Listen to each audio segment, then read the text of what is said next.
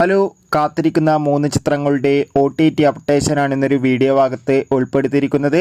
വീഡിയോയിൽ മുൻപ് video like ചെയ്യുക. വൈശാഖിൻ്റെ സംവിധാനത്തിൽ മമ്മൂട്ടി, രാജീവ് ബി ഷെട്ടി, അഞ്ജന ജയപ്രകാശ്, ബിന്ദു പണിക്കർ എന്നൊക്കെ പ്രധാന കഥാപാത്രങ്ങളായ ചിത്രമായിരുന്നു ടർബോ. എല്ലാ സിനിമാ പ്രേമികളും ഒരേപോലെയായിരുന്നു ടർബോ എന്ന ചിത്രത്തിൻ്റെ OTT റിലീസിനായി കാത്തിരുന്നത്. ചിത്രത്തിന് മികച്ച അഭിപ്രായം, മികച്ച വിജയം തന്നെ സ്വന്തമാക്കാൻ വേണ്ടി സാധിച്ചിട്ടുണ്ടായിരുന്നു. ചിത്രത്തിൻ്റെ OTT അവകാശങ്ങളൊക്കെ ഇപ്പോൾ വിറ്റുപോയിരിക്കുകയാണ്. ചിത്രത്തിൻ്റെ OTT അവകാശങ്ങളൊക്കെ സോണി ലീവ് എന്ന OTT പ്ലാറ്റ്ഫോം സ്വന്തമാക്കിയിട്ടുണ്ട്. ചിത്രം വരുന്ന ഓഗസ്റ്റ് 9 OTT റിലീസ് ചെയ്യും. ബിജു മേനോൻ, ആസിഫ് അലി എന്നൊക്കെ പ്രധാന കഥാപാത്രങ്ങളായ ചിത്രമായിരുന്നു തലവൻ.